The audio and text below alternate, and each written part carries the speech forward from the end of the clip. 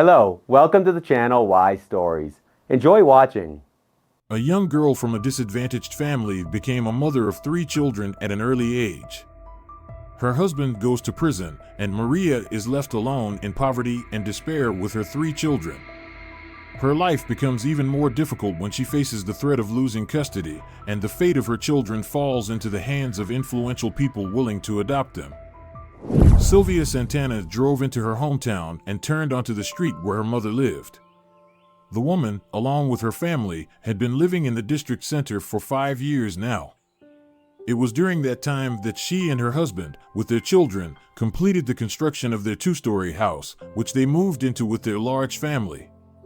It took 3 whole years to build. They didn't take out any loans or hire workers. Everything was done by hand, with their own efforts, which is why it took so long. But the fact that every brick, every board, was made by each family member, even the youngest sons, made moving into the new house 1,000 times more pleasant. Sylvia had lived in this village in her mother's house, where she had grown up, where her wedding with Sebastian had taken place, and where each of their 4 sons had been brought home from the maternity hospital. They lived harmoniously, never argued, and there was always work to be done for everyone, according to their strengths and interests. Sylvia wanted to take her mother to live in the district center. The house was big enough for everyone. Plus, she was used to having her mother nearby. But the pensioner firmly refused. She didn't want to leave the familiar walls that were tied to her entire life. "It's not right to change your place of residence in old age," she told her daughter, who had already grown tired of trying to convince her to leave the village and move to the district center. "You know the saying, where you were born, there you belong. I'll die right here. Mom, what if you get sick? What if your strength gives out? I won't be able to come visit you," Sylvia pleaded. "I told you, I'm not going anywhere. How can I leave this house? My whole life is tied to it. But the house is old, and it has a stove for heating. Think about it, we have gas now. You don't have to stoke a stove anymore," Sylvia continued, still not giving up. "Come on, let's go." No. They promised to bring the gas next year. Sebastian, thank God, installed the plumbing, put in a washing machine for me. I don't need to carry water in buckets anymore. And there's a toilet in the house. So, I'll live here as long as I can. Sylvia couldn't convince her mother to move, so now she visited her occasionally. It was November now, and it had already started to freeze, but the road was clear. In December, however, when the snow began to fall, visiting her mother would be harder.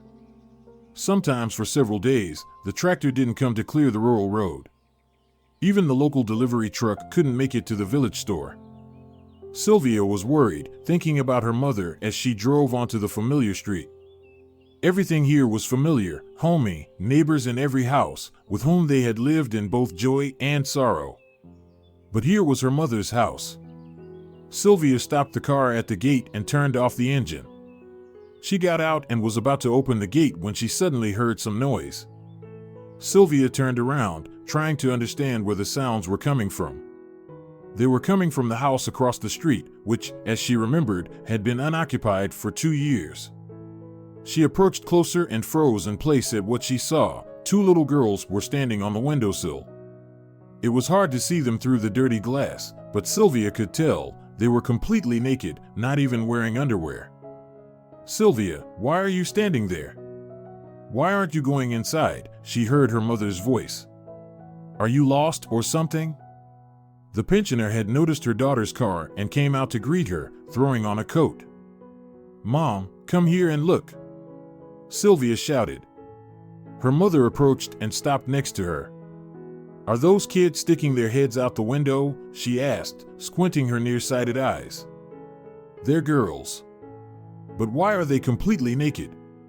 Not a stitch on them," Sylvia wondered. "Whose kids are they? I thought no one lived there. A girl moved in about 4 months ago." "I don't know her," the pensioner replied. "At first, a man was hanging around her, but now it looks like she goes out alone." "Let's go see what's going on," Sylvia said and headed for the window. She knocked on one window, then another. No one answered, and only the girls kept banging their little fists on the glass. Were these tiny kids alone at home? For how long? Where was their mother? Mom, we need to call the officer. These kids could be in danger, and we need to find out where their mother is, Sylvia told her mother. The officer was a good acquaintance of Sylvia's. They had gone to school together. She pulled out her phone and found his number. Victor, hey, it's Sylvia. Do you remember me? Listen, there's something. I'm in shock, and I don't even know what to do. 10 minutes after Sylvia called, Officer Victor Torres was already on the scene. Seeing the naked girls on the windowsill still banging on the glass, he headed for the front door. It was clear the house was locked. A padlock hung on the door. Victor, we have to break the lock. I'm really worried, Sylvia said anxiously. What if the girls are in danger? Of course, we need to get inside, but I'll be filing reports for days, the officer replied thoughtfully. What do you mean? Sylvia, his old acquaintance, didn't understand. If we break the door, it's considered breaking and entering.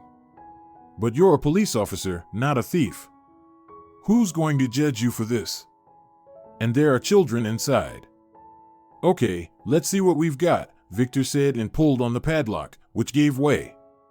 It turned out the lock wasn't even locked with a key, it was just hung on the door. The officer entered the house, and the women followed him. Once inside, Victor Torres felt his hair stand on end. Sylvia and her mother couldn't hold back their gasps. My God! How could this happen? This is terrible! Sylvia exclaimed, shocked by what she saw. The house was a complete disaster, dirt, peeling, very old wallpaper on the walls, trash everywhere. The only furniture consisted of 2 stools and an old wardrobe in the corner with one missing door. On the floor, there were baby feces, and next to it was a bottle of milk. There were also mattresses scattered on the floor, and a child was crawling on them. The women grabbed their heads. How could children be left in such conditions, and why were they all naked? Victor, maybe we should call someone. Sylvia asked as she searched for something from the children's clothing. Yeah, I'll call child services, I'll call the proper authorities, the officer responded. While Victor Torres made the call, Sylvia and her mother decided they needed to dress the children. The women started gathering some clothes from the floor, but they were so filthy that they couldn't bring themselves to put them on the kids. Sylvia picked up one of the girls, the one who seemed younger, and held her in her arms. Mom, they've probably been sitting naked in this cold house for a long time. Their feet are ice cold, Sylvia said in horror. We need to dress them urgently, or something bad might happen. How can you put such dirty clothes on them? Her mother exclaimed, horrified as she looked at the clothes scattered all over. You know what? I'll go home and get something from the grandkids' clothes. Good idea, Mom, go quickly, Sylvia replied. The woman took off her jacket and felt how cold it was inside the house. She sat the girls on the mattresses, wrapped them in her jacket, and looked at the officer. Torres sighed, took off his uniform coat, and handed it to Sylvia. She wrapped the boy in it. Like his sisters, he was covered in dirt, feces stuck to his legs and bottom, and the smell was so strong that the woman couldn't help but wince. Torres, frowning, went over to the stove, touched it, and it was clear that it hadn't been used in a long time. It's the end of November outside, and people have already switched to winter clothes. Every house has smoke coming from its chimney, and here it seems no one thought to heat this place, as far as I can tell. Do you understand that these children could have even died in such conditions? Sylvia said, shaking her head. I'm curious, what kind of mother do they have, and why is she treating them this way? Typical story, the officer walked over to the window to check if child services had arrived yet. Typical? Sylvia looked at him, astonished. Victor, you have 3 kids of your own. I raised 4 boys. How can you be so calm? That's just the way I look, but inside, you know, it's boiling. If it were up to me, I would strangle that mother with my own hands, Torres replied. It's a typical story because I've been in the force for years. I've seen it all. Of course, I've never seen anything like this, but I've seen how dysfunctional families live. I've heard about this mother, how she often spends time at a cafe on the highway, how she drinks. But who's really surprised by that? There have been no reports about her until today. Before he could finish, the door creaked, and an unfamiliar young woman, no older than 23 or 25, walked in. She was skinny, and long black hair fell down over her shoulders over her jacket. "What are you doing here?" she asked, looking confused at the officer and Sylvia. Officer Torres, the police officer, introduced himself as he was supposed to. "We got a report that young children were found alone in the house. Show me your ID." After checking the woman's passport, he returned to the window. Sylvia's mother was already running across the street, holding a pile of children's clothes in her arms. "So, Maria Morales, first tell me, what's going on here? Why are the children alone like this? And where were you?" Torres asked, trying to keep his calm. "I went to the store," the young woman shrugged. Sylvia, looking at the mother of 3 young children, felt a chill of horror. There was no concern, fear, or guilt on the woman's face. There was nothing. And the officer was starting to boil with anger, seeing that the mother wasn't rushing to her children, wasn't trying to dress them, wasn't doing anything. She was just standing there as if he had come to chat with her and was about to leave. "Look at what's going on here. Why have you turned this house into a mess? Or do you think everything is fine?" the officer asked, barely holding himself back. "I don't know, it's fine," the woman answered confidently. "Look at your children, look at them. Are you even normal? Why is this place such a disaster? They throw everything around while they're here," the young mother answered calmly. "Are you telling me that the kids made this mess? That they destroyed the house, scattered ashes from the stove, smeared everything with feces, threw around clothes, and turned the house into a disaster while you were at the store?" The officer raised his voice. "Yeah, they did all that," the woman's response shocked both Sylvia and Victor. "Why do you leave the children alone?" "I went to borrow money and to the store." "And where do your children sleep? Where do they eat?"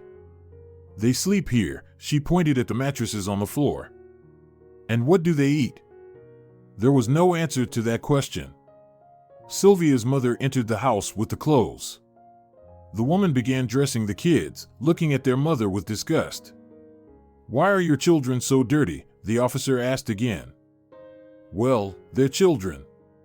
They crawl on the floor, so of course they're dirty," the young woman replied, sure of her answer.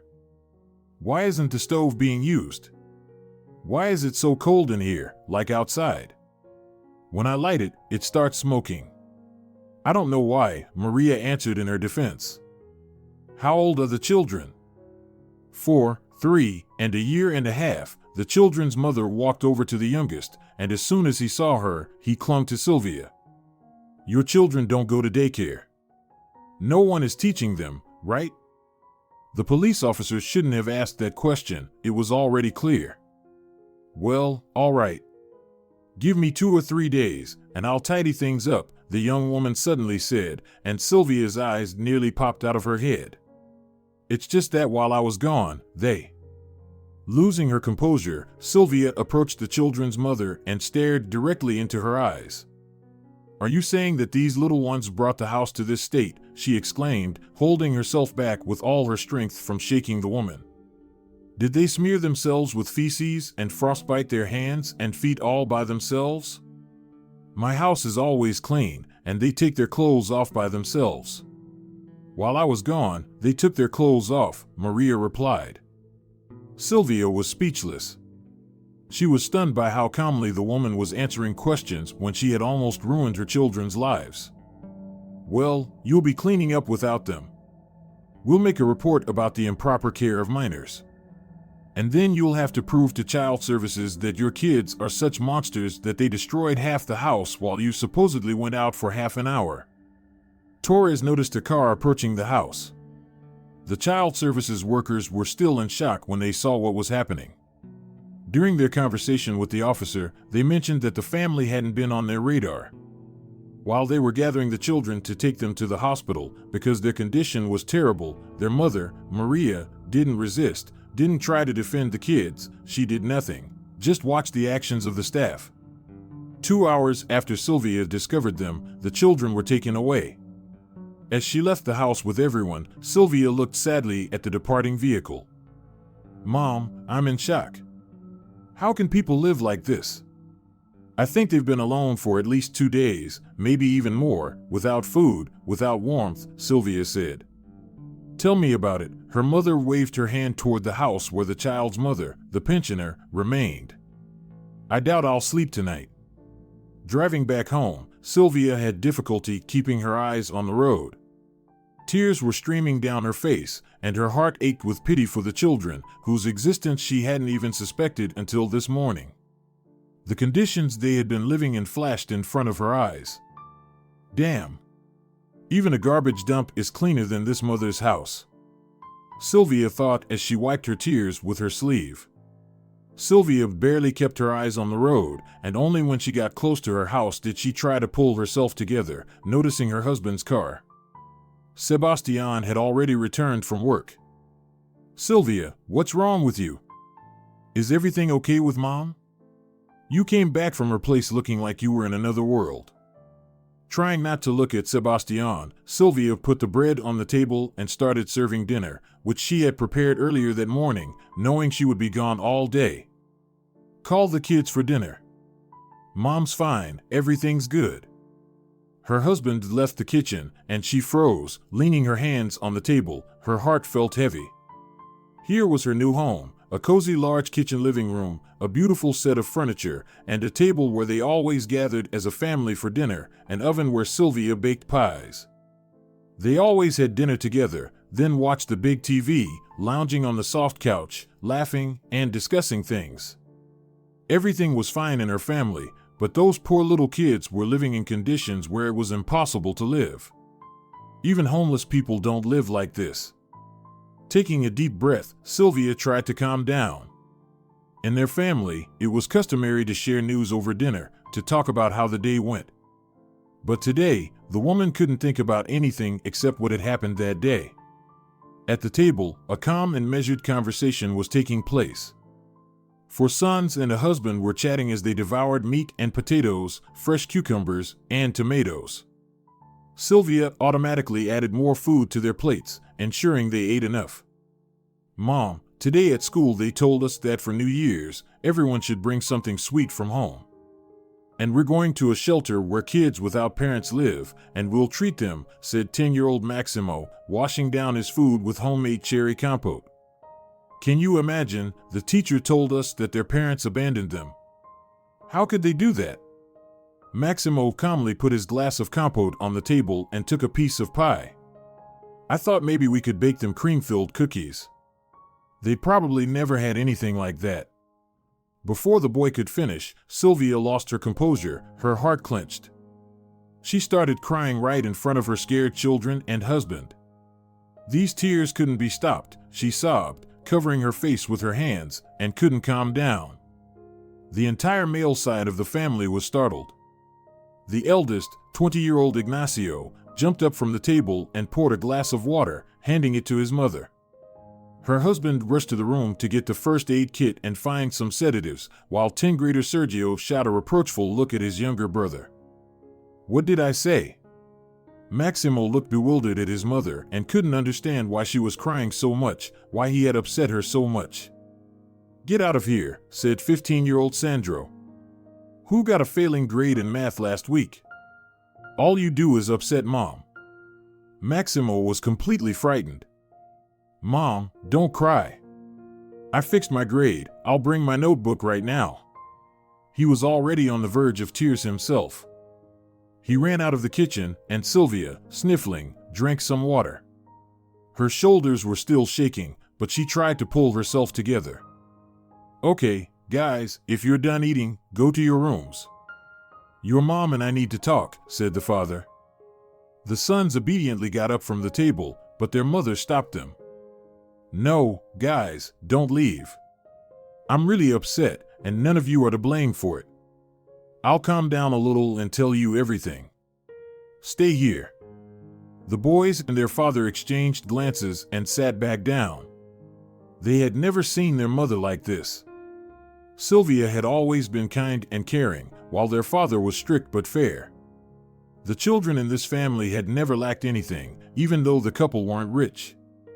They simply worked hard and took care of the garden, kept a small farm with chickens and rabbits, and managed to handle any difficulties while always helping each other.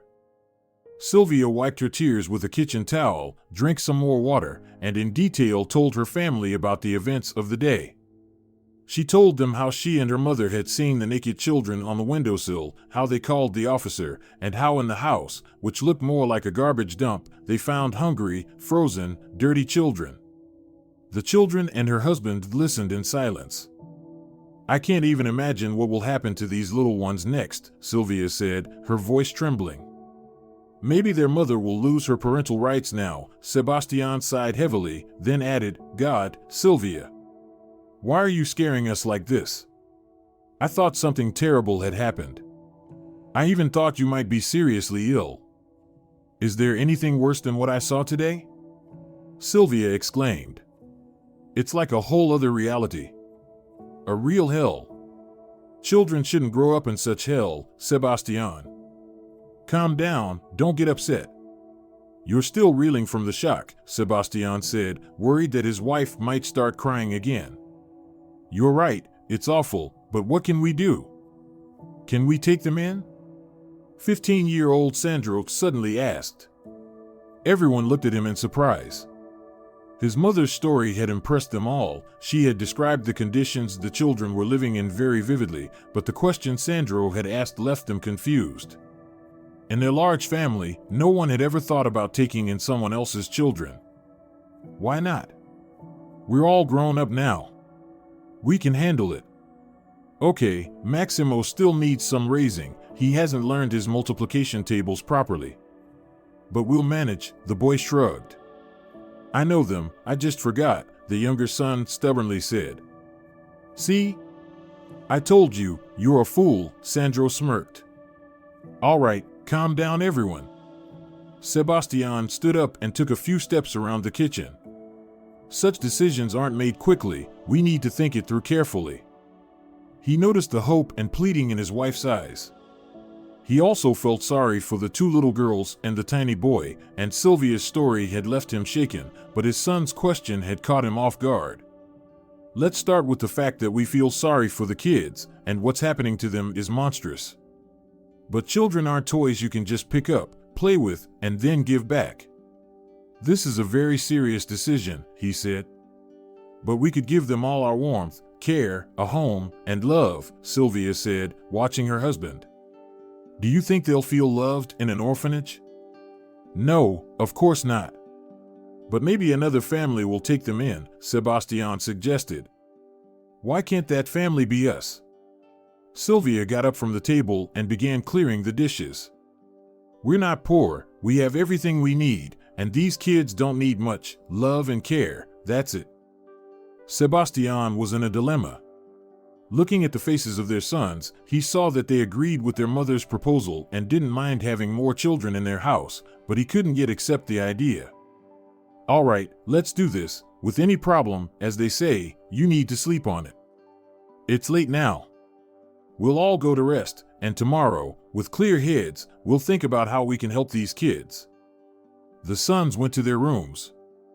Lying in bed, Sylvia heard her husband's breathing and realized he couldn't sleep either. They had always understood each other with just a glance, and over the years, words had become unnecessary. The couple felt the same, thought the same, heard each other without speaking.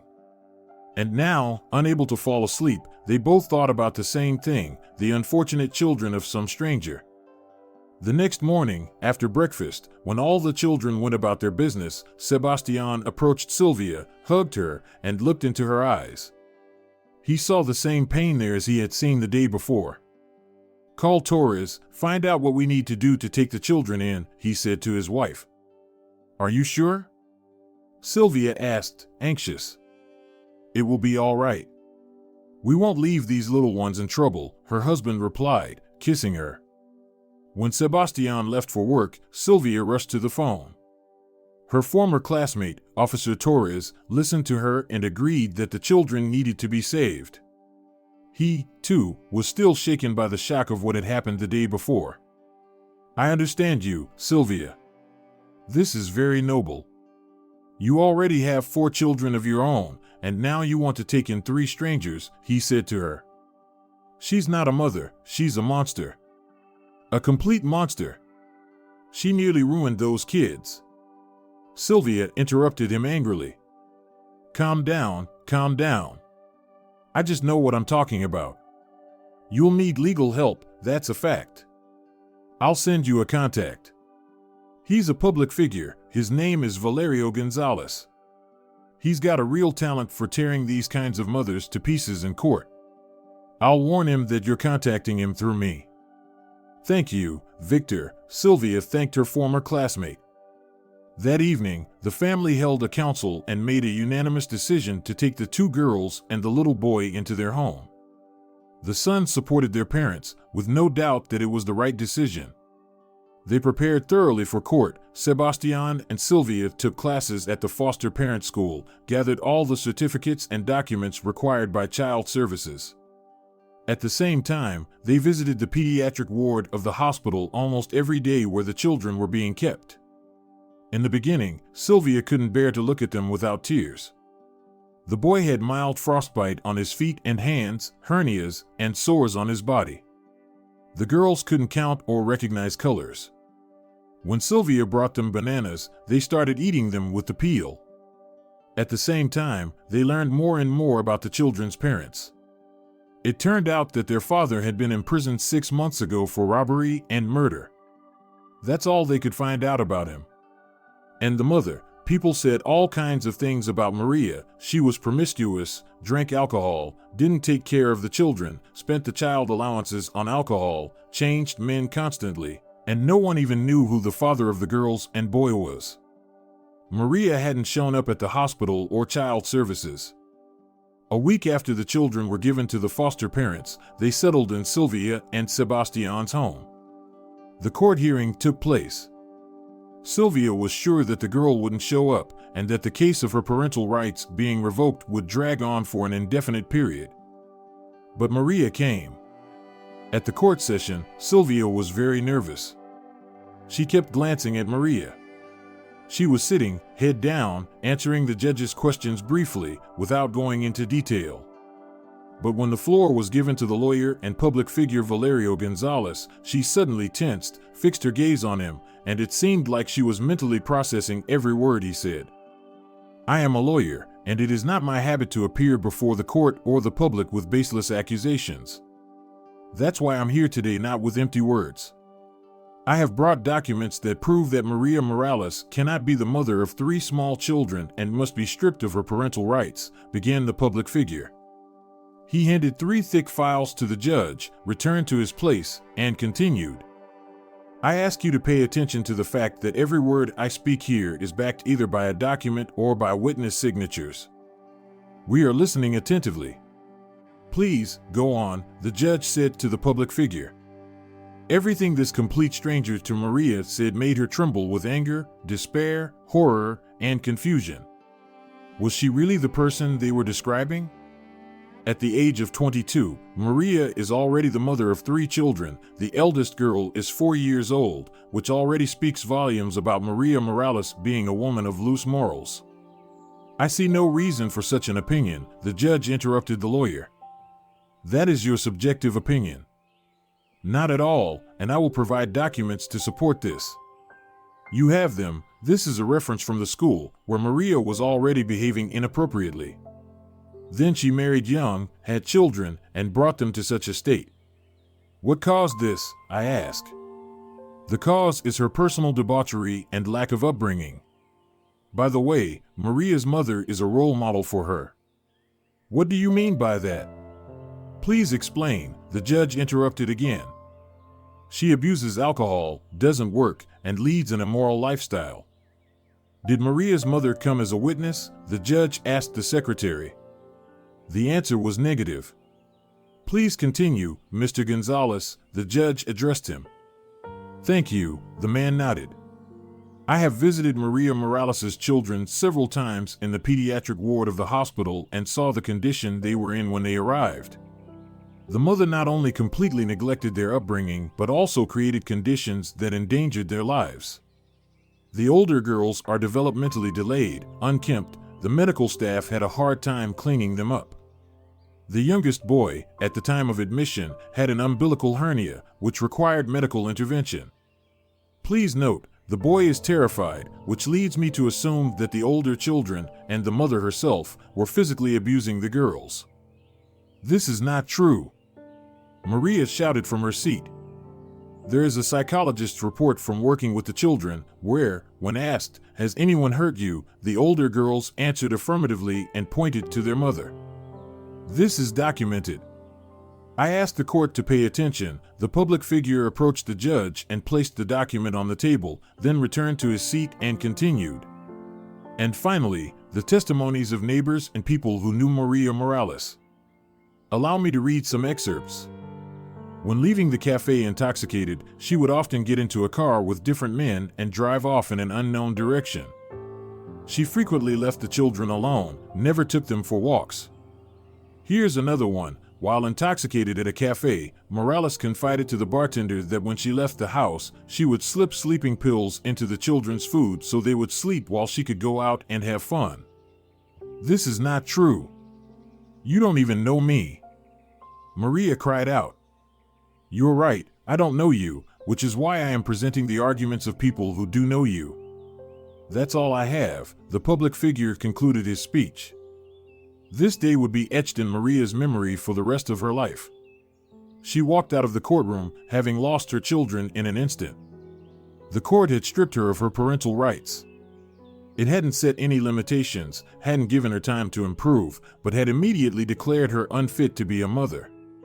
It was as though everything around her was a blur as she saw the guardians approach public figure Gonzalez, smiling, then handing him an envelope, which he hurriedly stuffed into his briefcase. Everything felt like a fog. Maria walked away, not knowing or understanding where she was going. Her feet led her to the building where child services was located. She pulled on the door, but it was locked. Already closed, Maria thought with frustration and sat down on a bench. It was getting dark outside. She sat there, rocking back and forth, thinking about what had happened to her over the last few months. Yes, she had married young. In fact, she had rushed into it. What was she supposed to do? At home, her mother was always drunk, shouting with her stepfather, and with Santiago, life had been more fun. But when she found out she was pregnant, her mother said, "Where you got it, go back to that place," and kicked her out of the house. But Santiago didn't kick her out. He let her stay in his dormitory and even wanted to marry her, saying the child should know its father and bear his surname. Santiago was good to her until he met some old friends. That's when the drinking and partying started, the late-night gatherings in their tiny room.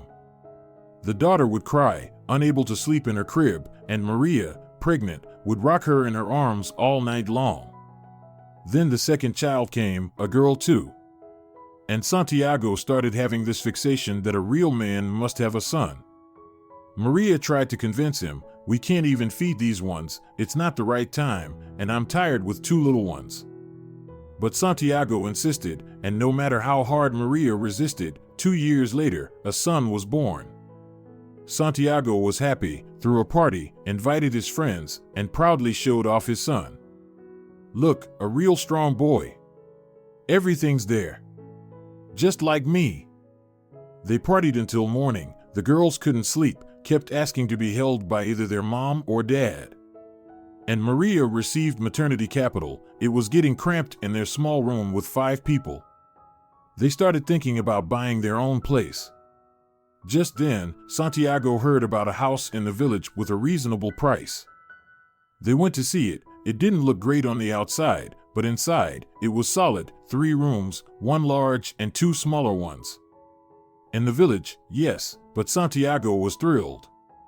A big family needs a house with a yard to grow vegetables and keep livestock, Santiago said. There will always be fresh vegetables on the table, and the kids will have a dog and a cat. Maria was also happy and ready to start the paperwork. The child services came to inspect the future home, as was required. Santiago described everything so beautifully. "This will be the girls' room, here's our bedroom, and we'll make the big room into a kitchen living room where we can all gather in the evenings," he showed the child services workers. "And we'll have a vegetable garden. The stove is old, it's dangerous to use it," the inspector said. "We'll tear it all down.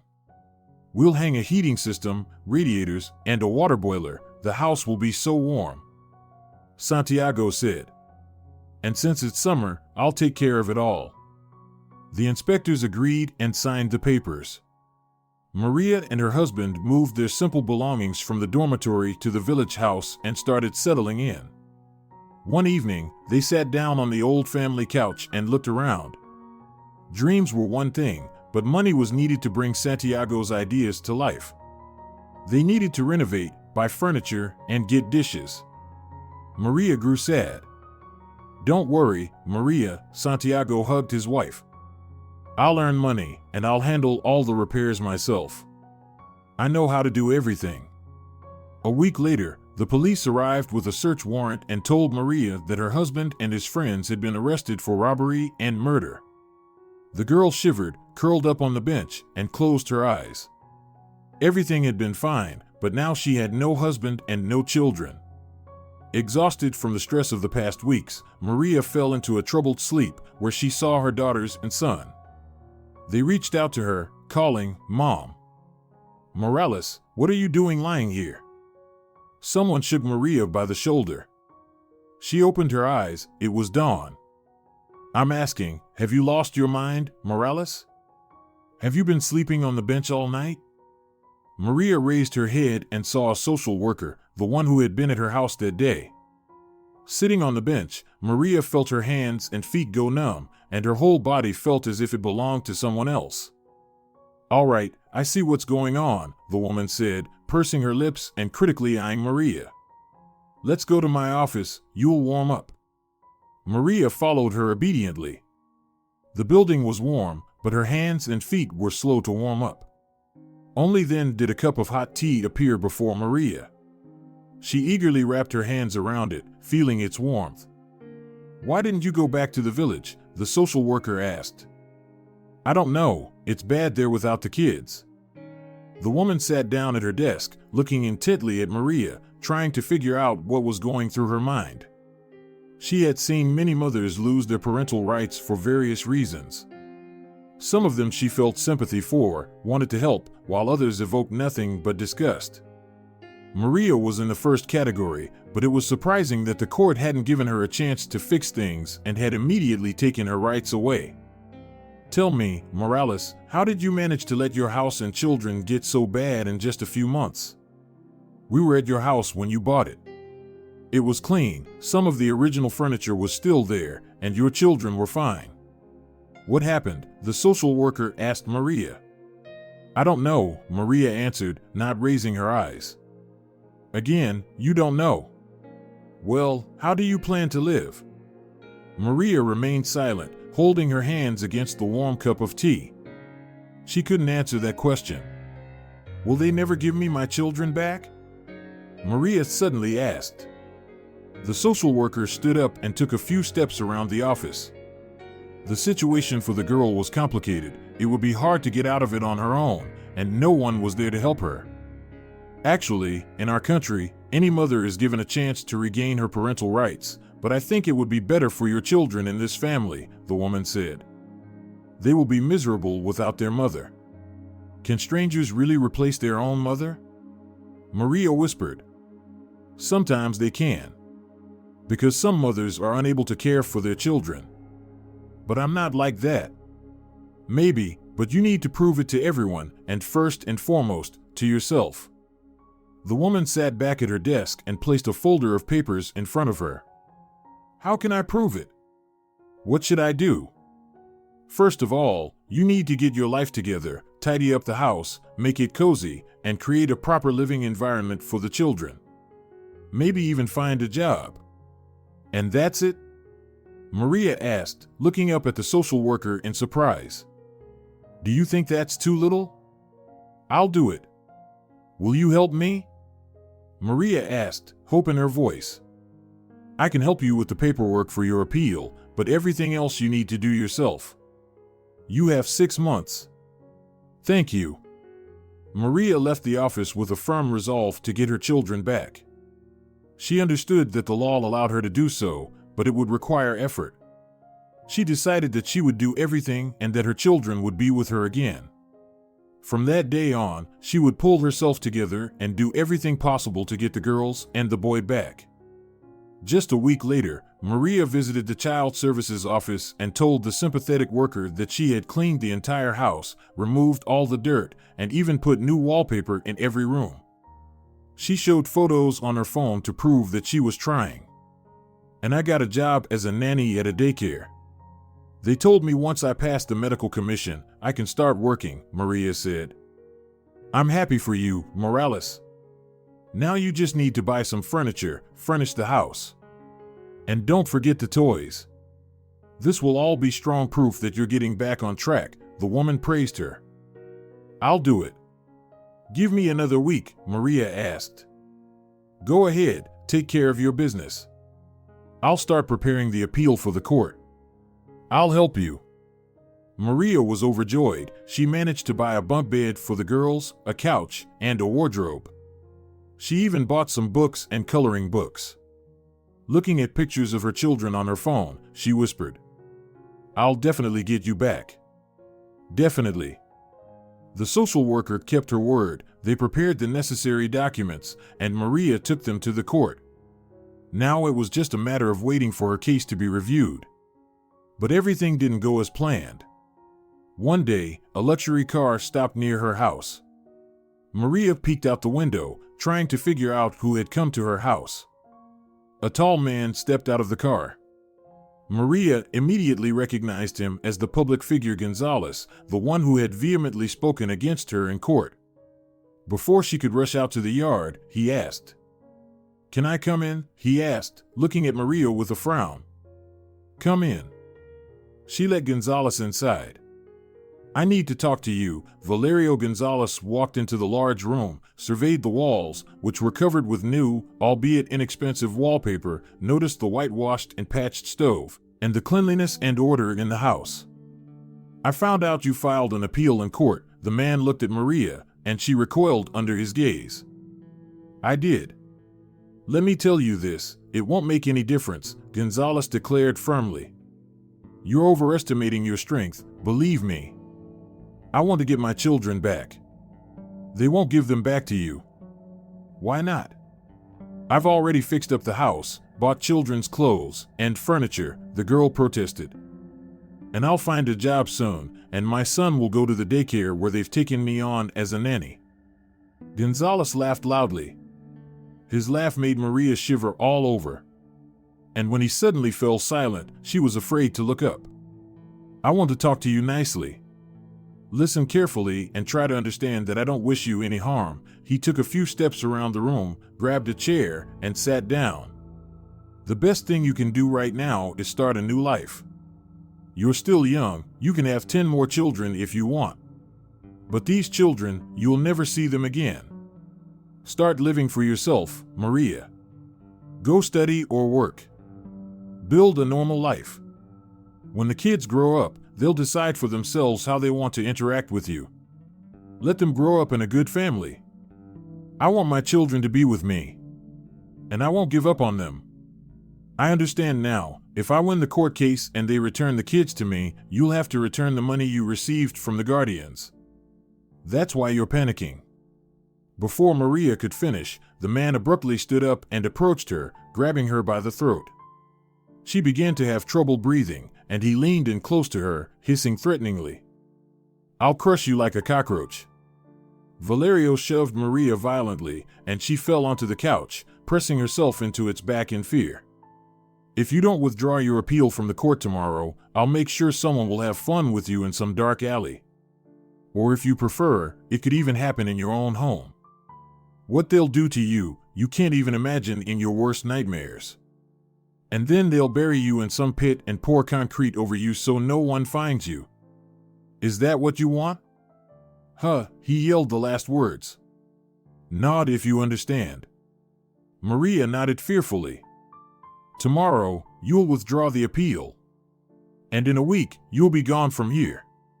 Otherwise, I'll make good on my promise, you'd better believe me. Gonzalez walked toward the door but suddenly stopped, turned, and looked at the frightened Maria. Good girl. And to make it easier for you to start a new life, I'm even willing to help. He tossed a white envelope onto the couch and left the house with quick steps. Maria sat there, afraid to move, until the sound of the departing car faded away. Slowly, she reached for the envelope and took it in her hands. Inside was money. The whole night, the light in Maria's house stayed on. She couldn't sleep, reflecting on Gonzalez's threats. The more she thought about them, the more frightened she became. She understood, this man wouldn't stop. He was used to getting what he wanted, used to making people obey him. He was accustomed to winning. And what was she against this powerful, legally savvy public figure? Just a cockroach he promised to crush. If she disappeared, the children would never have the chance to see Maria again. If Gonzalez kept his word, she would never see her daughters and son. Maria didn't know what to do next, and she had no one to turn to for advice. In the morning, just as it was getting light, she grabbed a suitcase and began packing her things. Maria made a decision. She would leave for a while. She wasn't leaving because she was afraid or ready to give up on her babies, but to become strong. This was the only right decision. Standing on the train station platform, waiting for the train, Maria called the social worker and told her that she wouldn't fight for the children, that she was leaving, and asked her to inform the guardians. She wouldn't bother them anymore. The woman was surprised and started asking questions, but Maria turned off her phone.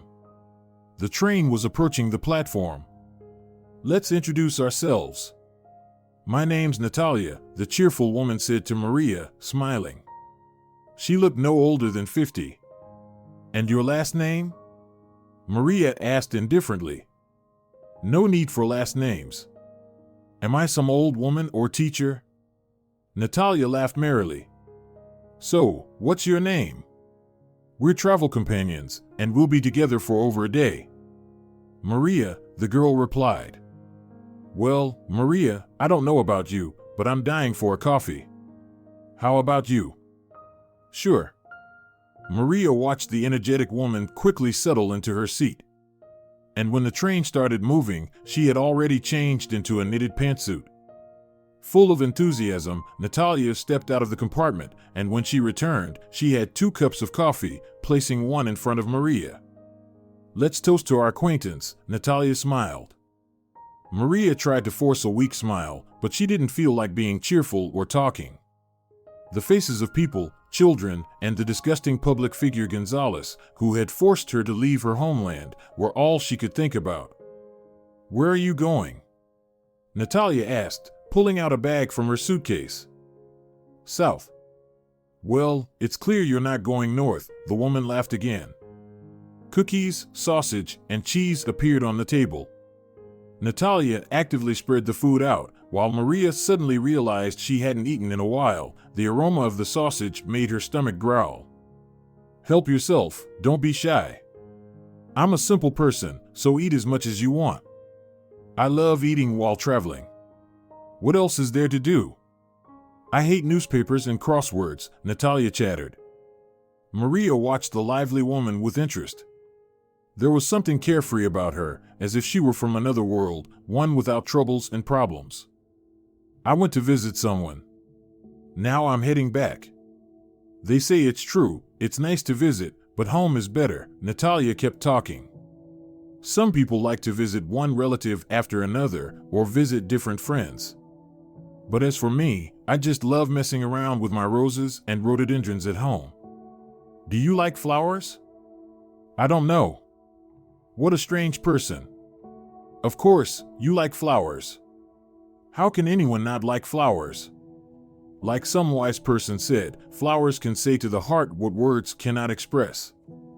I can't remember who said it, but they were right. And of all flowers, the best ones are roses because they win our hearts. Natalia raised her finger as though referencing some great wisdom. And that was Shakespeare. So, where are you going, Maria? I haven't decided yet. I'll see when I get off the train, Maria replied, feeling a growing fondness for this incessantly talking woman. How funny. Take some sausage and cheese, eat. Natalia handed her sandwiches, and Maria eagerly accepted. Then I'll tell you this, sometimes it's good to take everything and just leave for nowhere. Someone smart said that too. Maria chewed slowly on the sandwich, looking out the window. She really didn't know where she was going or what awaited her when the train reached its final stop. As long as she could remember, Maria had always dreamed of being in the south, by the warm sea. She imagined that there, no one could feel sad, and that the heart would be warmed by the beautiful landscapes and the warm climate. So when she reached the train station, she bought a ticket to a small town on the coast, deciding that upon arrival, she would look for accommodation and then a job. The money Gonzalez had left her was enough to survive for a while. And now she was on the train, watching forests, bridges, and villages whizzed by outside the window, everything so unreal but sweet, almost like a toy world. She even felt like a child discovering a new world. It seemed vast and almost unreal, swaying to the lullaby of the train's wheels. Are you a student, Maria? Do you study somewhere?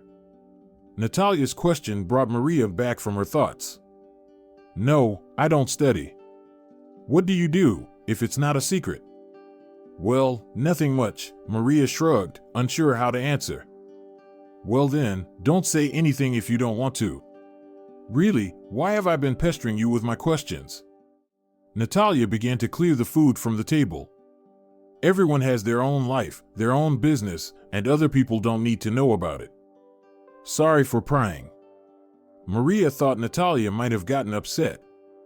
But suddenly, she felt the overwhelming desire to share everything that had happened to her recently, to speak her heart out, maybe even cry.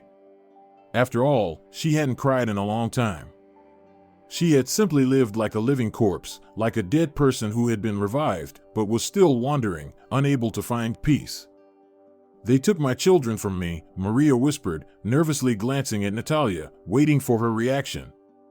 Maria knew that most people who had their parental rights taken away weren't treated with sympathy. People always found a way to say, "It's your fault." It was bitter and shameful, but the words had already left her mouth, and now she had to wait for Natalia's response. Would she stay silent? Would she stop trying to get closer during their journey? Would she show contempt? Do you smoke? Natalia suddenly asked, pulling out a pack of thin women's cigarettes. Sometimes. Then let's go smoke in the corridor, Natalia invited. In the cramped, smoky space, she handed Maria a cigarette and took one for herself. She lit it, releasing a thin, fragrant smoke. You had your kids taken, and now you decided to run away? That's probably the easiest thing to do. Do you judge me, look down on me? Maria lit her cigarette from the lighter and stared at the woman opposite her. God forbid, who am I to judge or look down on you? It's your life. But how many children did you have? Natalia asked. 3, 2 daughters and a son. It's my fault. Well, of course it is. But if you understand that, why are you running away from the place where your children are?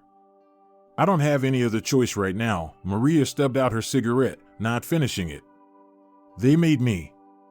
Natalia stared at the girl for a moment, as if trying to read something on her face, so young, with 3 children, dressed decently but looking like a beaten dog, quite pretty but behaving as if no one had ever told her about all this.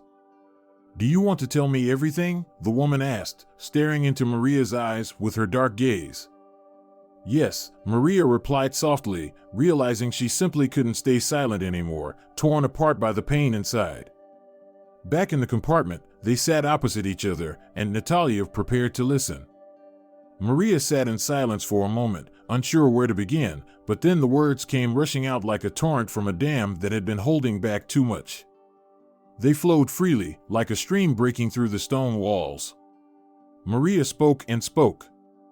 She told her about her always drunk mother, the man she lived with, Santiago, and his dorm room, the birth of their first and then second daughter, how her husband wanted a son, and how Maria had the third child. About the house, her hope for a better future that never came, the cafe where she went to drink and forget about her troubles, about the day she left her children alone and how the social services took them away, and then about the court, Gonzalez, and his threats.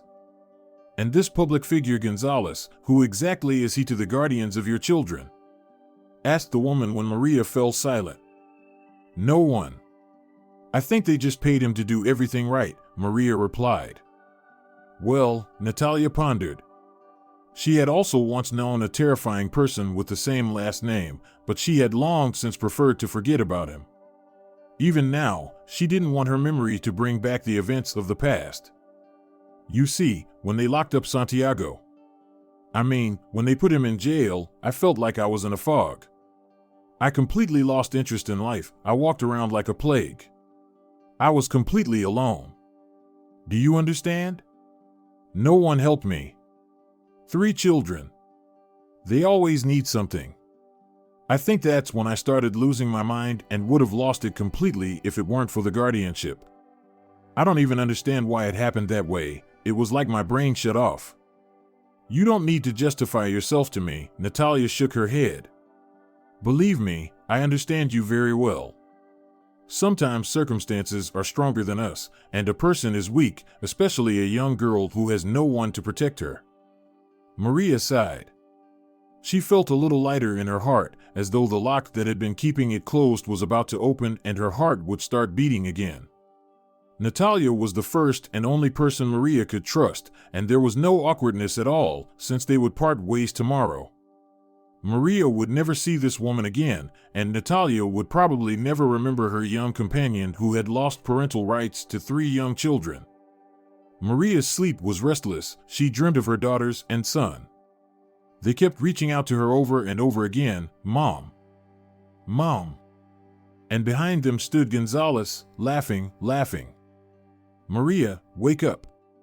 Get up, your stop is coming soon. She felt someone shaking her shoulder. She opened her eyes and saw Natalia. The woman had already changed into jeans and a light jacket. Maria sat up and rubbed her eyes. The urban outskirts were flashing by outside the window. They got off at the station and stopped to say goodbye. So, where are you going now? Asked Natalia. I don't know. I'll go look for housing. Natalia watched Maria for a moment, then said in a commanding tone, You don't need to look for anything. Come with me.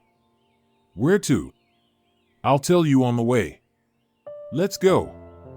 She walked quickly along the platform, and Maria hurried to keep up, trying not to fall behind or bump into people. Everything felt amazing to Maria, the rhythm of this big station, the number of people hurrying somewhere, and the taxi drivers who stuck to her as soon as they stepped outside. It was already very warm outside, and Maria even unbuttoned her thick jacket while walking.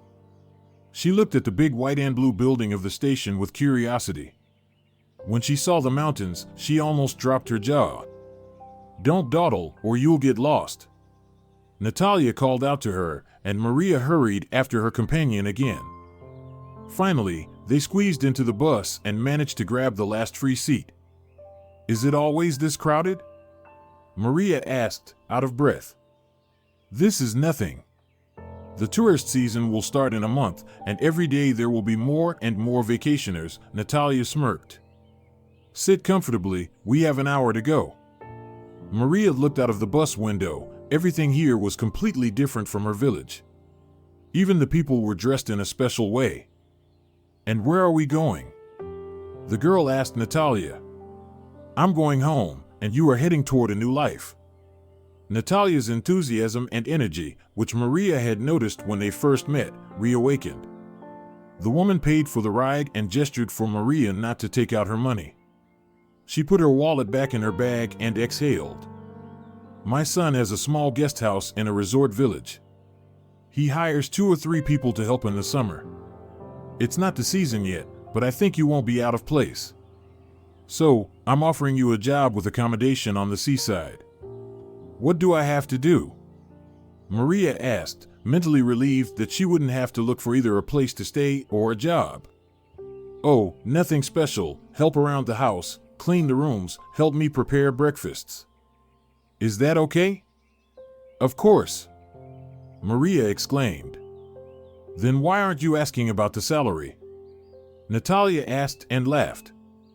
Don't worry, there will be enough for entertainment and clothes. They got off the bus at a stop and walked on foot. At a 2-story brick house, Natalia stopped, searched for something in her bag, and took out keys. She opened the gate and called to Maria. Come on in. Ernesto, I'm home. She called out loudly. A young man was walking toward them along the paved path. Maria stopped behind Natalia hesitantly, watching the meeting between mother and son with interest. The young man warmly hugged his mother. Why didn't you call? I would have picked you up from the train, Ernesto said to his mother. Oh no. I didn't want to bother you with work. I made it myself. Am I a child or something? You'd better meet this one. This is Maria. Natalia pulled Maria out from behind her back and introduced her to her son. The girl smiled shyly, and the young man looked at her carefully. To Ernesto, Maria seemed nice, dark-skinned, black-haired, with eyes as dark as his mother's. But he wasn't very friendly. He looked at his mother, as if asking, Who is this Maria? Hello, Maria mumbled.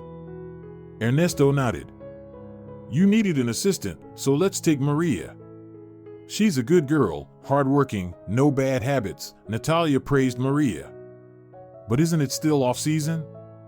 It's too early to hire workers. Maria felt confused, realizing she might not be welcome and could end up on the street. Apparently, this grumpy Ernesto didn't need new workers or simply didn't want to pay a salary. Oh, stop. Now is exactly the right time. We need to prepare everything, and it's hard for me to do it alone. Maria will help us. Right, Maria? Natalia looked at her questioningly and winked with one eye. I'll help. All right, come inside. The young man took the suitcase from his mother and walked along the path. Natalia followed him, and Maria trudged behind. Are there any guests? Natalia asked. No, but the bookings are almost at 90%, so soon life will be in full swing at our guest house, her son replied. They continued talking about something, while Maria tried to take in the surroundings and the house. It was very charming here, but somehow empty. She had imagined the south of the country differently, blooming gardens, fragrant flower beds, fruit trees. Maria, why are you standing there? Called Natalia, noticing that Maria had stopped. Come on, I'll show you your room. So Maria unexpectedly found herself in a resort village where she immediately got a job. She liked everything at Ernesto's guest house. Every day she felt more at home. The work didn't seem hard to her. When there were no guests, she worked in cleaning, helping Natalia, washing dishes, and tidying up the yard. Working outside was her favorite. She enjoyed the fresh air and the proximity of the sea. In the evenings, she would go for a walk, sit somewhere by the shore alone, and scroll through pictures of her children on her phone. Every day, she thought about how they were doing, whether the guardians were treating them well. Everything was fine at her new place. But Ernesto. Maria felt a little shy and intimidated by him, trying not to catch his eye. Ernesto wasn't talkative, didn't engage in any conversations with her, and generally paid her little attention. This suited Maria just fine. Sometimes he asked her to do something, and she immediately took care of the tasks at the guest house. At the end of April, tourists started arriving at the guest house, and by the May holidays, there were no free rooms left. Maria was running around like crazy with a vacuum cleaner, changing bed linens and towels, and cleaning vegetables in the kitchen, helping Natalia prepare breakfasts for the guests. By the end of the day, she was exhausted, and at night she collapsed into bed, but in the morning, she had to get up at 5 o'clock to help Natalia again. But gradually, Maria got used to it. One day, she entered Ernesto's room to change the bed linens. She placed a stack of sheets and towels on the bed and stopped, noticing a framed photo on the dresser. It was a picture of a young woman and a boy. Maria immediately recognized Natalia in the woman. She cautiously picked up the frame and, with interest, examined the faces, not noticing that Ernesto had entered the room. "Who gave you permission to rummage in my room?" Ernesto said indignantly. Startled by his voice, Maria dropped the photo frame. It hit the floor and shattered. The frightened girl rushed to collect the shards and immediately cut her finger. Blood began to flow, and she pressed her finger against her apron. "I'm sorry, Ernesto. I just wanted to look at the photo," Maria mumbled. "I didn't mean to break it." "Of course," the young man replied sarcastically. "Go get the broom. We need to clean up the glass." Maria ran out of the room, and when she returned, Ernesto was sitting on the bed, sadly looking at the photo. "I really didn't want to upset you. I'm sorry," the girl apologized again. "It's fine. That frame should have been replaced a long time ago." "It's old," Ernesto replied condescendingly. "Are you badly cut?" he asked. "It's nothing. The bleeding stopped. I just put my hand under cold water, that's all." The girl started sweeping up the shards from the floor. Ernesto suddenly focused his gaze on her. He had never paid attention to how fragile she was. She passed by him every day, from the kitchen to the dining room, from the dining room to the garden, from the garden to the utility block, and then to the guest rooms. She watered the flowers in the garden, helped her mother prune the rose bushes, swept the yard, and he never saw her sitting idle. "Maria, where do you usually go for walks?" Unexpectedly, he asked her. "Why do you ask?" Maria was surprised by the question. "I'm just curious. You don't know anything about this place. It's all new to you." "At first, I just loved walking by the sea. I would sit on the shore and think. But now I go to the park more often. There are street musicians playing, and I listen to them," the girl shared. "Deal, let's go to the park tonight," Ernesto said, and seeing Maria's shy look, he added, "I should at least apologize for scaring you. So, what do you say? Let's walk in the park where the street musicians play." "Okay," the girl smiled. In the evening, after telling Natalia that they were going for a walk around the village, Maria and Ernesto went out. The woman looked at them in surprise as they walked away. Her son had never shown interest in Maria, and Natalia was fine with that. The girl's fate was far from simple. But Ernesto enjoyed walking around the resort village with Maria more and more. She was reserved, said little about herself. She told him that she came from a small town, that she had always dreamed of visiting the South, so she went on a trip. She preferred not to mention her personal troubles. Why should the employer know about them? In the park, where Maria now loved to walk in the evenings, street musicians were playing. Tourists gathered around them, listening, applauding, and throwing bills into the violin case. "May I?" Unexpectedly, Ernesto extended his hand to her, inviting her to dance. Maria blushed. Dance in front of everyone? But he encouraged her and held her at the waist. It was thrilling and very pleasant. The music the musicians played was very romantic. When the dance ended, the audience applauded the performers, and Maria was completely embarrassed by all the attention. "Let's leave here," she whispered to Ernesto. "I agree." They returned home closer to midnight. Before the gate, Ernesto stopped the girl, touching her hand. "Thank you for a wonderful evening. I haven't felt this calm and comfortable in a long time." "I liked you," he said with a smile and kissed her on the cheek. Maria, embarrassed, immediately went to her room, and Ernesto went to the kitchen to have a glass of beer. Natalia, who knew her son very well, couldn't help but notice his excited, satisfied face after the walk and the conversation with Maria. "Did you like the girl?" Natalia asked with an ironic smile. "She's a nice girl, I think," the young man shrugged, opening a bottle of beer. Well. Only this nice girl, as you say, has 3 children, and she's already lost her parental rights," Natalia said sarcastically. "So, enjoy yourself, but don't get too attached to her. It'll hurt later." 3 children? Ernesto was shocked by his mother's news. Why didn't you or she tell me about this before? What's there to brag about? She nearly ruined her children's lives. So think about it, son, before you get involved with a girl like that. Natalia left the kitchen, and Ernesto stood at the table with the open bottle in his hand. After recovering from the shock, he decided he would definitely talk to Maria about it and ask why she had hidden the fact that she had children.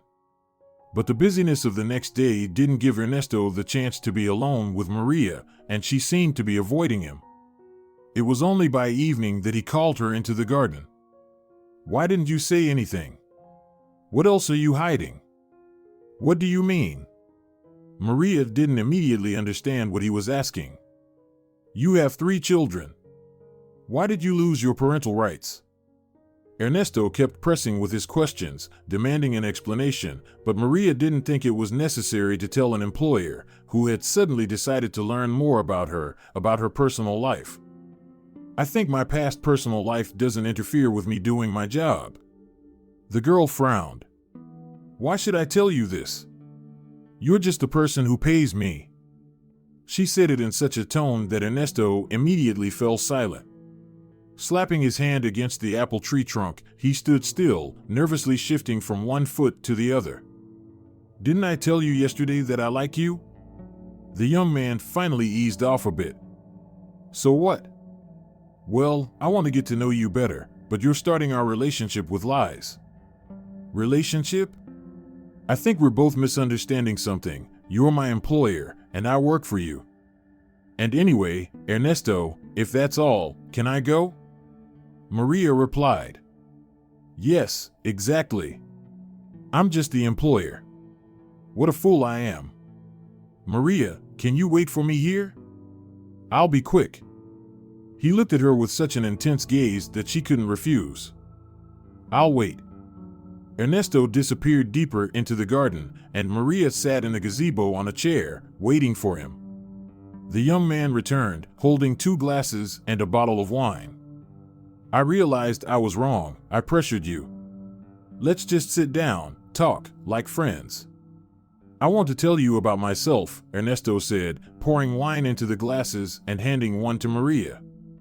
The girl took it, looking at him, waiting to hear what he wanted to tell her. She liked Ernesto. Maria still felt his warm touch on her waist from their dance the night before, but how terrifying it was to trust a young man again.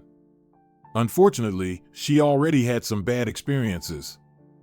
Something went wrong in your life, and I understood that from what Mom said. But if you think that other people's lives are all rosy and without clouds, you're very wrong, Ernesto began his story. Is something wrong with your life too? Maria smiled and asked. Oh, very much. You can't even imagine. Things are okay now. There are enough tourists in season, and there's always something to do in the off-season. But when I was a kid, my father tricked my mother into leaving the house, forcing her to sign a waiver for me, and he kicked her out. Natalia? Maria's eyes widened in disbelief. Yes, well, he got jealous of her and a man. I don't know if my mom had anything to do with him or not, but I remember that night very well. My father beat her badly, and then he slid the paper under her nose and forced her to sign it. I saw everything with my own eyes. I was hiding and watching. I remember trembling with fear. But what could I do? I was only 5 years old. Ernesto, that's horrible. Maria shook her head. And that's not all. After that, he put me in an orphanage, just brought me there and left, signing everything needed. How much it hurt and scared me back then. I can't even imagine. And you grew up in an orphanage? What about Natalia? She's with you. Don't rush. I'll tell you everything in order.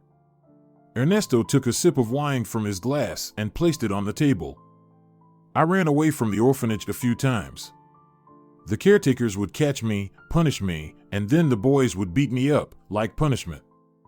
I guess my father was told about it. He came to get me. He had a change of heart, huh? Maria said sympathetically. Well, how can I put it? He did take me, but I never felt his fatherly love. The only thing I was grateful for was that he didn't leave me in the orphanage. And there, it would really have been hell. Ernesto poured more wine. This is good wine. I've never had anything like it. What happened next? Maria took a sip. Then I dreamed only of one thing, finishing school and getting into university. I worked hard to make it happen, and I succeeded in achieving everything I had dreamed of. In this heartfelt conversation, Ernesto shared how hard his student years had been. Even then, he dreamed of owning a small hotel, but he didn't have enough money for even the basics: life, food, clothing. He worked as a waiter, a taxi driver, even sold vegetables at the market. After graduation, he worked tirelessly to save up for a small plot of land and start building a house. All this time, I dreamed of finding my mother. When my father kicked her out of the house, she just disappeared from my life, Ernesto was saying. And how did you find Natalia? Maria couldn't wait to hear how the mother and son were reunited. I found her near where we used to live. Mom wandered a lot, and then an old woman took her in, for whom she cared for many years. The old lady left her a small house in her will. When Mom found out about my plans, she immediately suggested selling the property that had been left to her, the house with the land in the village. So we came here together and finished building our guest house. Ernesto's story impressed Maria. She thought about how each person only sees their own problems and misfortunes, while others' struggles don't concern anyone. What could have awaited the young man in life? Yet, he relentlessly pursued his goal and achieved what he wanted. He built a small guest house and found his mother, whom he hadn't seen since childhood.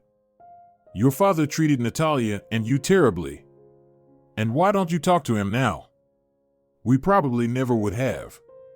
I always thought he could hardly stand me, and there was no question of love.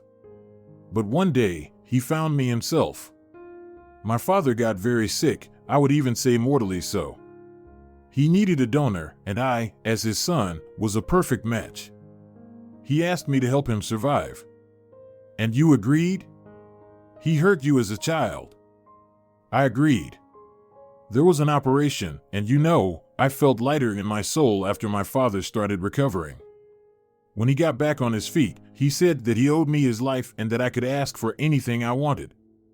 But by then, I already had a house, my own small business, and didn't need anything. So, I just wished him happiness. Ernesto looked at Maria, as if waiting for her opinion on his story, but she remained silent. Last year, he came to visit. He praised me a lot, said he was proud of me, and apologized for my not-so-happy childhood. That's my story, Maria. Now you understand that you can trust me, because I don't hide anything from you. Maria pondered. In the quiet of the night, the sound of cicadas was heard, and the fragrance of flowers and herbs was soothing. For the first time since her children were taken from her, she felt very calm. Maria, let's try to get closer to each other. He looked into her eyes and took her hand. Be my girlfriend. It doesn't oblige you to anything, we'll just spend time together, get to know each other. Ernesto's gaze was so intense, and his palm so warm, that Maria didn't want to let go. She even felt a little frightened by the feelings that were growing in her heart. Ernesto, it's already late. Thank you for the conversation. Maria left, leaving the young man alone in the gazebo. She didn't give him an affirmative answer, but that night, she realized she really liked Ernesto, and she wanted to be close to him. The entire tourist season was very busy for Ernesto, Natalia, and Maria. The girl enjoyed meeting new guests, liked that they promised to return when they left, and thanked her for the wonderful stay at the small guest house. She had gotten so used to living and working there that she couldn't imagine how she had lived before without this house, without the garden, the sea, and the bright sun. It was as though she hadn't lived, but had only been sleeping and going through her life. By the end of September, the guest house had almost emptied. The last guests were preparing to leave, and Natalia told Maria it was time to tidy up, to prepare for the off-season. Ernesto had already bought materials for repairs inside the house. He wanted to make some updates. The girl saw that Natalia wasn't particularly enthusiastic about her relationship with Ernesto. She felt a little awkward when her mother caught them together in the garden or the kitchen. She was grateful to Natalia for bringing her here and completely changing Maria's life. One evening, when the guest house was almost empty, Ernesto asked his mother to set up dinner in the garden. "I have an important announcement for you," he said with an intriguing look to Natalia and Maria, who were trimming the bushes. Ernesto's mother and Maria exchanged glances. There was a silent question in the woman's eyes, but the girl only shrugged, indicating she didn't know what Ernesto had in mind. While Natalia was setting the table and Ernesto was preparing the meat on the grill, Maria decided to ask him what he was planning. "You'll find out soon." The young man smiled. "Bring the wine, I almost have everything ready." The group sat down at the table. Ernesto poured wine into the glasses, holding his glass in his hand. "Mom, it's no secret that Maria and I are seeing each other," he started, addressing his mother. "I haven't hidden my feelings for Maria for a long time, and she doesn't reject me. We're happy together. Today, I want to do something I've been planning for several days. Maria, will you marry me?" The young man took a small box from his pocket and handed it to Maria. She looked at him, then at Natalia, then at the small red velvet-covered box, unsure what to do. "Well, what are you waiting for? At least look inside. If you can't say anything," Natalia smiled at Maria. "How beautiful!" Maria exclaimed, admiring the ring with the stone. "So, will you accept?" asked Ernesto. Maria looked again at Natalia, as if asking for her approval, and nodded. She stood up and extended her hand to Ernesto. "Yes, of course, yes." The young man placed a ring on her finger and kissed her. "What do you think, Mom?" Ernesto asked Natalia as he sat Maria down at the table and handed her a glass of wine. "Definitely worth a toast. Congratulations, and I wish you happiness. I sincerely want everything to go well for you. But what's bothering you?" Ernesto's face showed no doubt about his decision, so he didn't understand why his mother seemed unsure, as she had always trusted him. "It won't be easy for you. After all, Maria has so many problems." "I've already made up my mind," Ernesto declared proudly, and both women stared at him in surprise. "In any case, I called my father and told him I want to get married. I briefly told him about Maria. He said he definitely wants to meet my fiancée." "That's actually a bad idea, son. You won't get anything good from your father. He's a real bastard and scoundrel." "Mom, everything changes."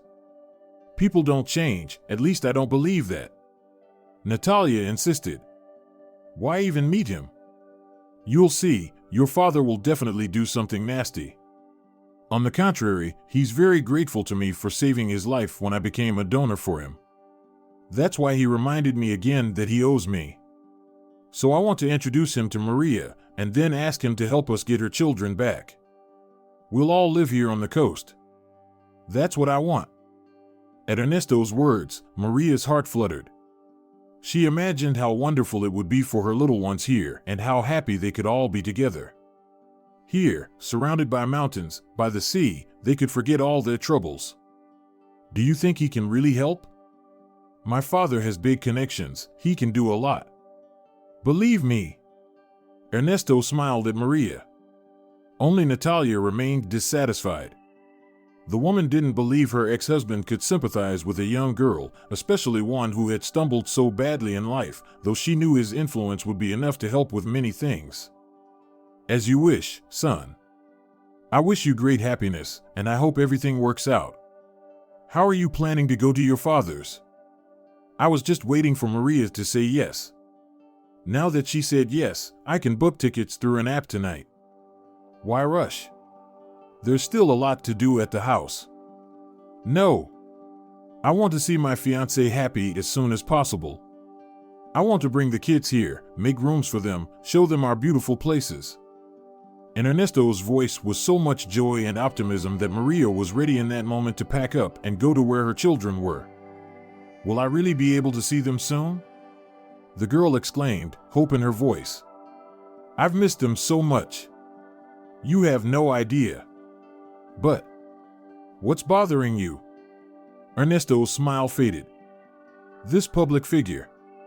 Do you remember I told you about him? He said if I get close to the children, if I try to get them back, he'll bury me in concrete. Maria became sad again, but Ernesto quickly rushed to comfort her. We'll see about that. We'll see who buries whom. Looking at her son, Natalia only shook her head. She knew that if he had decided something, he would get it done no matter what. It's all settled. We're leaving tomorrow. Ernesto was bouncing with excitement, and only when Maria heard where they were going, she froze. Where? She exclaimed, her eyes wide as she looked at the young man. Didn't I tell you where my father lives? It's far. More than a day on the train. But don't worry, we'll travel in comfort. Ernesto handed her a glass of wine, but Maria didn't take it. She stood up from the table and ran to the garden. Ernesto, not understanding what was going on, looked at his mother, who simply shrugged. The young man rushed after her. Maria was crying, leaning against the trunk of the apple tree. What's wrong, dear? Why are you so upset? Ernesto, my children are in this city. I'm from there. Well, actually, I'm from a village, but it's not far. I didn't know your father lived there too. Yeah, I didn't know either. Ernesto scratched his head in confusion, but then added quickly, you know, this is actually good. What's good? She didn't understand. It will be easier to solve all the problems with your children. He hugged her shoulders and pulled her close. Don't be afraid, everything will be fine. From his presence, from his embrace, and the feeling of security, Maria felt warmth in her heart. But the anxiety, the strange unease, and the premonition of something dangerous didn't leave her. She spent the night in Ernesto's bedroom, and in the morning, after Natalia made breakfast for the young couple, she saw them off to the gate. God bless you, son, the woman silently thought as she watched Ernesto and Maria get into the taxi. When Maria got off the train, she was overwhelmed by mixed feelings. On one hand, everything here was familiar to her. It hadn't even been a year since the day she ran away from the city, boarded a train, and left without knowing where. So much had changed for the better in her life during that time. She herself had changed so much. Maria could almost think that the past was just a nightmare that had happened and would never return. But that wasn't the case. Here, in this city, at the guardian's house, live her children, 2 daughters and a son. The reality once again overwhelmed her with heavy emotions. On the other hand, Maria was about to meet her fiancé's father, and that gave her hope. Throughout the journey, Ernesto reassured her that his father would definitely help, doing everything in his power to bring Maria's children back to her. She believed him. The taxi they took from the train station square stopped near an ordinary apartment building, one of many in the city. Maria wasn't familiar with this neighborhood, so as she stepped out of the car, she looked around with curiosity. Is this where you spent your childhood? She asked, gesturing towards the house and courtyard. Not exactly. We moved here when I was already 15. So, I soon finished school and left. Maria thought that her fiancé was also looking around with interest at the familiar places. Let's go, my father is waiting for us, he said and extended his hand to Maria. They approached the entrance, and Ernesto rang the intercom. Who is it? A low male voice answered. Dad, it's us. Open up. Ernesto said cheerfully, giving Maria an encouraging look. After climbing the stairs, they stopped at the door. Ernesto pressed the doorbell. The sound of quiet footsteps came from inside, and Maria felt nervous. How would his father receive her? Would he like her? Would he want to help? The door opened. Standing behind Ernesto, Maria couldn't immediately see his father. Finally, the man said and embraced his son. Maria raised her head and froze. Her body seemed to be chained. She stood still, then began to shake, gasping for air, and ran down the stairs. Maria, where are you going? What's wrong? Wait. She heard Ernesto's voice behind her. The girl rushed out of the entrance and kept running down the path until Ernesto caught up with her and grabbed her by the arm. "What's wrong, silly? What are you afraid of?" "It's just my dad." "Your father, Valerio Gonzalez?" she asked. Horror and pain were frozen in her eyes. Fear made her body tremble with small shivers. "Yeah. Do you know him?" Ernesto asked, confused. "It's him, Ernesto. He helped the Guardians take my children, and then he threatened me. He's the one who forced me to leave the city and give up my babies." Maria cried bitterly. "He told me that if I stayed, they'd rape me and then kill me." Totally exhausted from the terror, Maria sank onto a bench. Tears were flowing freely. She didn't want to believe that all the hopes she and Ernesto had placed in his influential father had crumbled in an instant. She was also terrified, recalling how the harsh, unyielding fingers of the public figure had gripped her throat, how he had threatened her, and how convincing he had been in his threats. Ernesto sat down next to her. He was stunned. He had brought his fiancée to meet his father, but who could have known that fate had already introduced them long before Ernesto met Maria, and under such unpleasant circumstances? The young man frowned. Everything Maria had told him earlier rushed to his mind: the speech in court, the threats, and the money the public figure had given her to make her leave the place. Yes, it sounded just like his father. "What do we do now? We can't be together. And what about the kids?" "I know what to do," Ernesto said after a brief pause. "Promise me you'll stay here and wait." "Will you promise?" "Yes," the girl sobbed again. "I'll be back, and everything will be fine," Ernesto said. An hour later, he returned, took Maria by the hand, and said dryly, "Let's go. We're not welcome here anymore. My father is still the scoundrel he was." New Year was approaching. Maria looked out the window as Ernesto set up a large Christmas tree in the garden. A month ago, they had gotten married. There was no wedding, they just signed the papers and celebrated the event at home. Maria couldn't complain. Ernesto did everything for her, took care of her as best as he could, and tried to bring her joy. But after the trip, it felt as though a part of her heart had been ripped out. The last hope of getting her children back had collapsed. She had believed so much in Ernesto when he said that they would soon all live together in that big house on the coast, that she would reunite with her daughters and son. Nothing came of it. Maria noticed how Natalia went out to the garden to Ernesto and handed him a mobile phone. The young man talked for a long time with someone while pacing along the neat tiled path, and then said something to his mother. Natalia threw her hands up and hurried into the house. "Maria! Where are you, girl?" she called loudly from the doorway. Ernesto's mother looked anxious. The woman opened the door to the utility room and started pulling out a vacuum cleaner, a bucket, and rags. "What happened? Who called Ernesto?" Maria asked. "Oh, it's nothing. We just need to quickly prepare all the rooms upstairs. Come on, help me. Are we having guests?" Someone decided to vacation on the coast at this time. The girl was sure they would celebrate New Year quietly with family, have dinner, drink champagne, watch the New Year program on TV, and didn't expect the noise and bustle that usually came with vacationers. The news saddened her a little. She didn't want a noisy celebration, and certainly not the presence of strangers. While they were tidying up the rooms and changing the bed linens for the new guests, Ernesto went somewhere. When Maria asked where he was, Natalia answered that she had no idea but guessed he had gone for groceries. "We're out of supplies, and we have to feed the guests.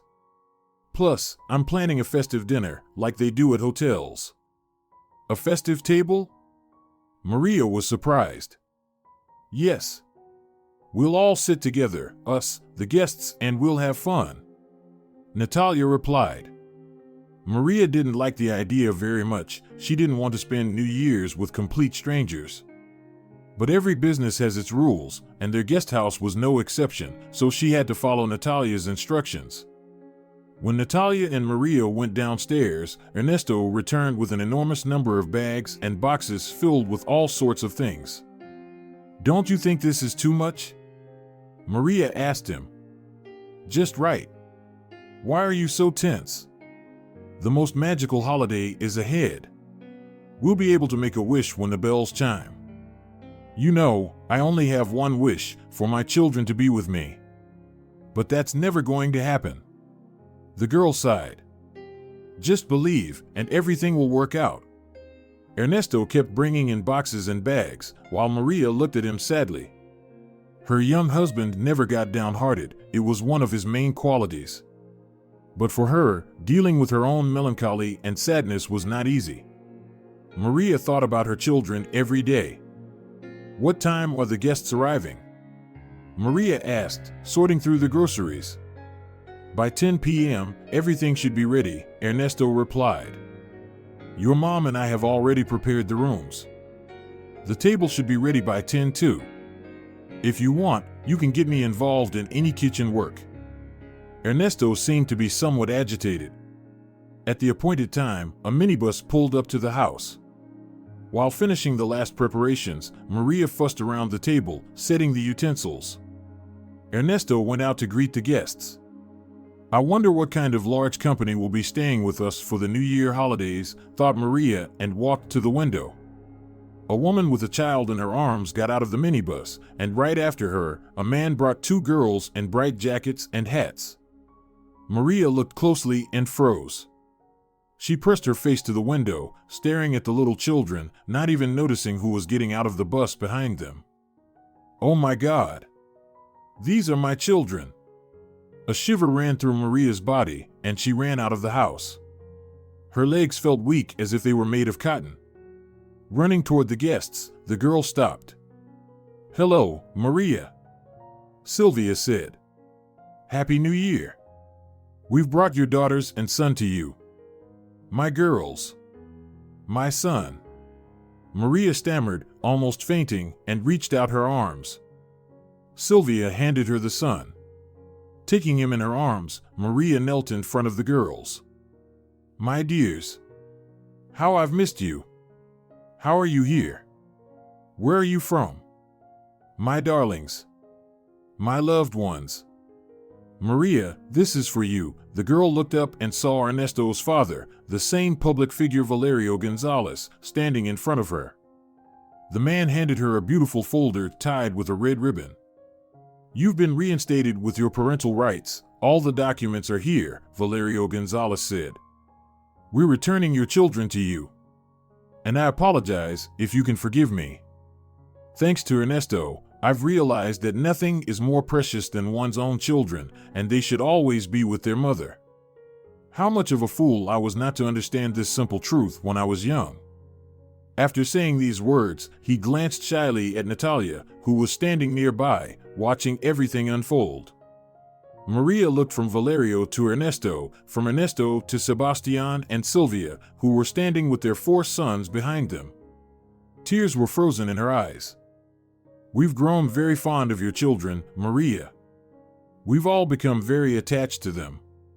Will you let us at least sometimes see them or maybe send us photos? Of course. You can come to visit us as a family anytime. Right, Ernesto? She looked at her smiling husband, and he just nodded in response and laughed. Dear guests, what are we waiting for? New Year is almost here. Let's all go to the table. Natalia invited. And Santa Claus has gifts for everyone. Ernesto added joyfully, lifting Maria's daughters into his arms. A large group gathered that New Year's Eve at Ernesto's guest house. Not long ago, these people didn't even know of each other's existence. And although fate had brought them together under unpleasant circumstances, today, under the power of magic and wonder, they were all happy. I don't think it's ever been this noisy here. Maria whispered, hugging her husband. Thank you, my love. For what, darling? For the most precious gift to my heart, my children. And also for being in my life. The sound of fireworks was heard outside, and the pops of champagne corks could be heard from the guest house. Did you make a wish? Maria asked her husband. I did. I want us to have another baby next year. Your wish will definitely come true. I'm pregnant. Maria smiled. She gently stroked his cheek. Ernesto's eyes were glowing with happiness and love. A year ago, Maria thought she had completely lost the right to be a mother. She had given up on her life and didn't believe in happiness. But now, with her beloved person holding her and her children sitting at the table, she knew for sure you should never lose hope for better things. Only faith helps people keep going and be happy. If you're enjoying it as well, leave a like and subscribe to the channel.